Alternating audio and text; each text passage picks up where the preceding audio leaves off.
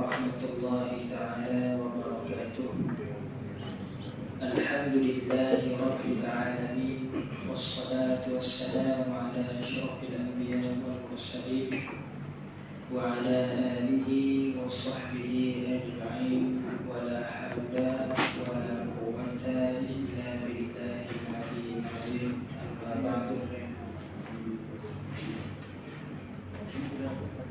إلى حضرة النبي محمد المصطفى صلى الله عليه وسلم وعلى آله وأصحابه الكرام التابعين وتابع التابعين ومن تبعهم بإحسان إلى يوم الدين، وخصوصا لمؤلف هذا الكتاب الشيخ عبد الرؤوف بن يوسف البهنجي ومشايخنا أجمعين ووالدنا. الفاتحة.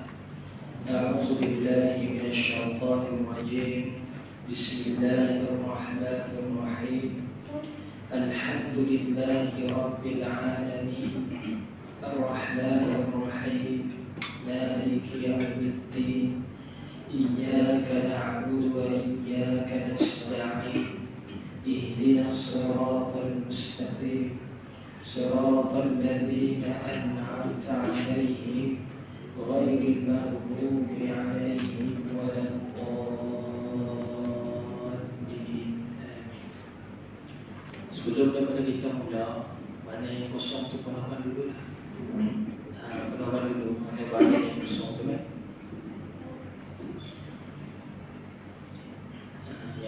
Yang muslimin lah, yang muslimat, tak apalah yang di belakang tu.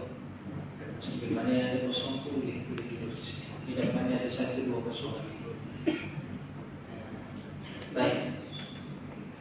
Alhamdulillah, syukur pada Allah Subhanahu wa taala pada kesempatan masa yang ada ni Allah Subhanahu wa taala mengizinkan kepada kita untuk dapat bertemu semula bagi menyambung lagi pengajian kitab kita dalam ilmu Fardhu Ain. Suara jelas kan? Jelas, memang dengar bunyi, tapi butir bunyi dia tu jelas. Dipahami dipahami. Dia bunyi memang jelas, tetapi butir dia tu, mana perkataan yang didengar itu boleh dipahami. Maksud boleh faham kan? Baik. Kita punya dah kita okey. Okey. Alhamdulillah. Kalau ada soalan pada live tu nanti tolong bacakanlah. Malam ini kita sambung pada muka surat 33 kitab kita ni, kitab Berdasar Akidah Ahlussunnah wal Jamaah Al-Asy'ariyah wal Maturidiyah. Muka surat yang ke-33. Ini kat sini. Cukup dia. Okey, baik. Kita pergi pada muka surat yang ke-33. Pergi pada muka surat yang ke-33.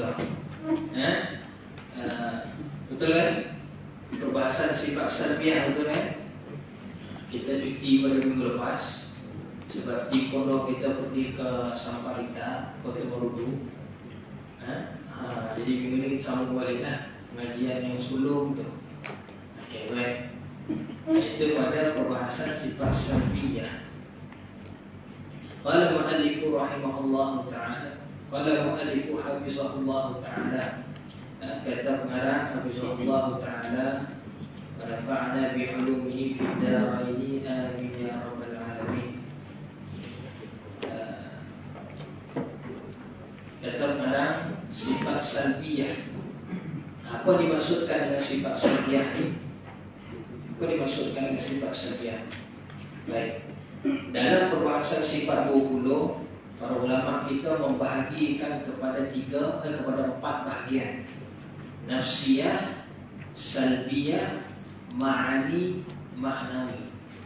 Itu pecahan dia dari sudut kaedah cara nak memahami. Bukanlah sifat tu terpecah-pecah gitu. Itu nak kita kena faham. Ini dari sudut silibus pembelajaran.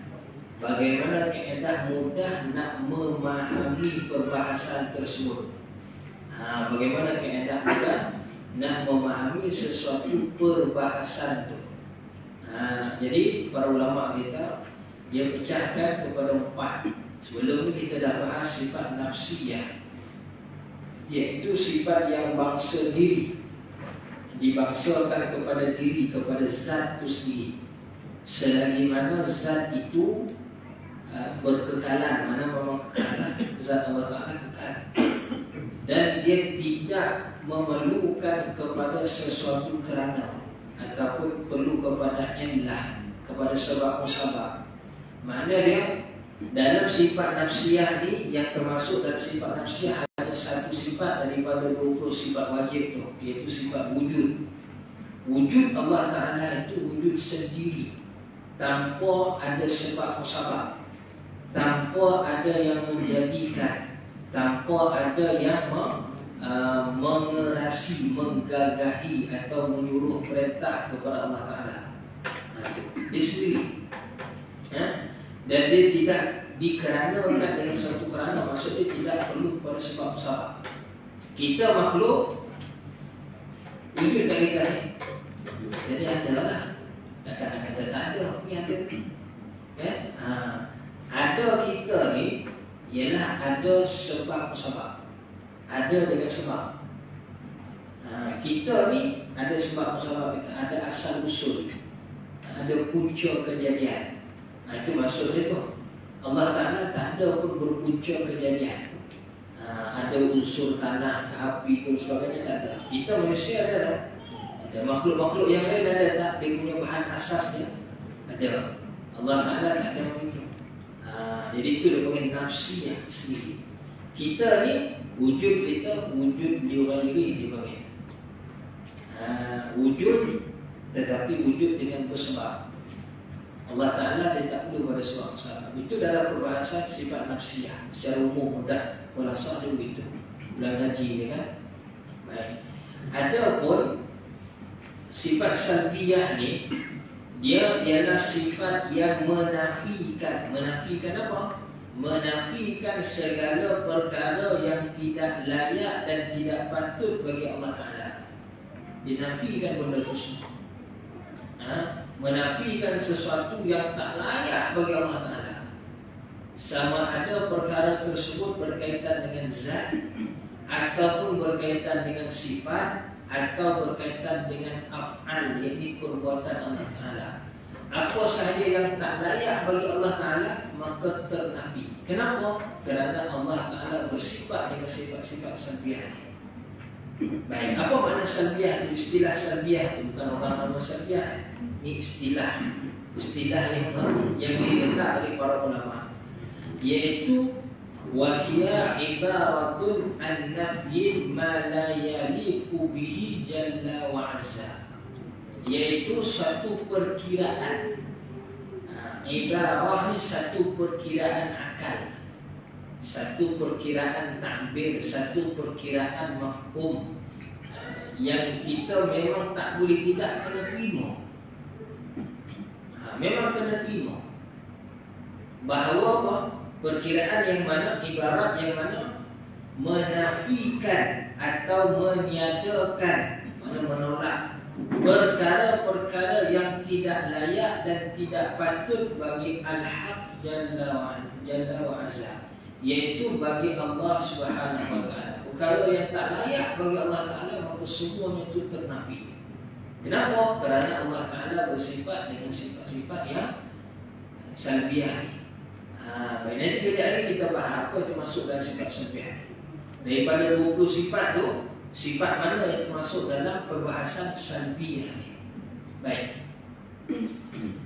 Misal, kita tengok misal di situ, surat 33. Mana yang tak ada kitab, boleh kita kongsi sama-sama lah. Contohnya kita katakan Allah Ta'ala itu qidam. Allah Ta'ala bersifat dengan sifat qidam. Erti qidam itu sedia kala. Apa makna sedia kala? Bahasa lain sedia kala ni terjemahan dia ada tanpa permulaan. Itu makna sedia kala. Sedia kala ni sebenarnya daripada bahasa Sanskrit, bahasa Melayu lama dulu, ribuan tahun dulu. Satu ilmu tambahan untuk kita. Bahasa paling lama pun dia boleh bertahan lebih kurang 1000 tahun. Selepas 1000 tahun, biasanya memang akan berlaku revolusi bahasa, perubahan bahasa. Paling lama pun 1000. Tetapi ada satu bahasa yang dah lebih dari 1000 tahun, malah dah 2000, 3000 tahun pun masih sama. Apa dia? Bahasa Arab. Iaitu bahasa Al-Quran. Bukan bahasa Arab yang orang Arab cakap sekarang. Bahasa Quran itu sendiri, hadis Nabi itu sendiri. Sudah kekal selama berapa tahun? Kalau tengok pada kita punya hijrah, tahun hijrah 1400 tahun lah. Tapi bahasa yang Nabi cakapkan, bahasa Arab, bahasa Quran itu telah dipertuturkan di tanah Arab sana sebelum zaman Nabi itu lebih kurang 1000 tahun. Maknanya kalau tambah dengan tahun kita hijrah sekarang ni, lebih kurang dah 2000 lebih tahun. Hebat kan bahasa Arab ni. Suatu bahasa Arab tu salah satu disebut sebagai bahasa syurga keistimewaan adalah. Dan adakah bahasa Arab yang Quran hadis dengan bahasa Arab orang Arab sama? Tak sama. Begitu juga kita bahasa Melayu. Bahasa Melayu kita dulu beza dengan sekarang. Dan biasanya bahasa Melayu ni dia punya revolusi dia setiap 100 tahun.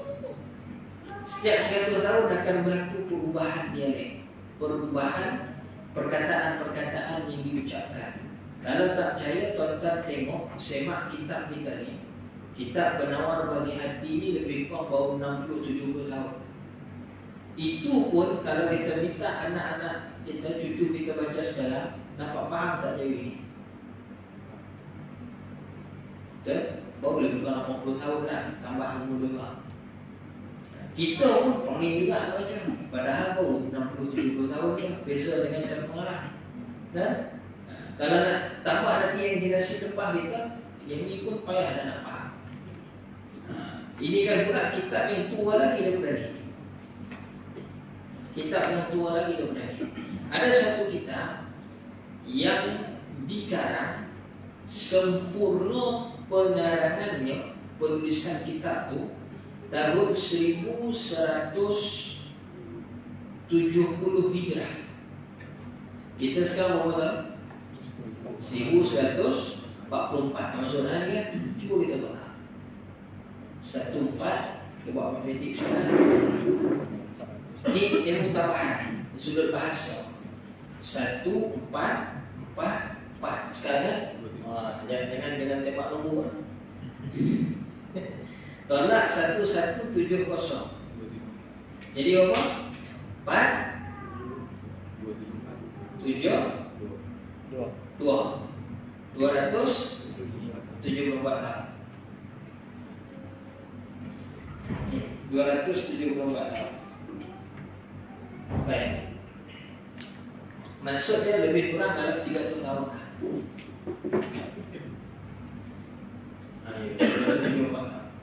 Dalam 300 tahun lah kita tengok secara genap ni kan, secara bunda lebih kurang dalam 300 tahun.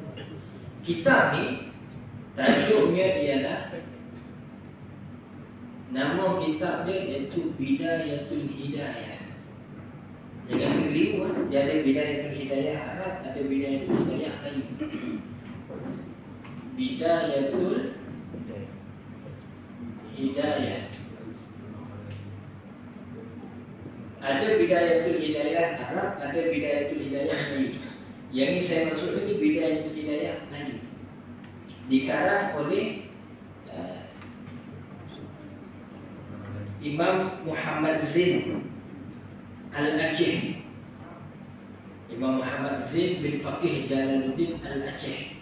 Imam Muhammad Zain ni ataupun Syekh Muhammad Zain Faqih Jalaluddin ni Al-Acehi, dia ni merupakan tok guru kepada Syekh Daud Fatani.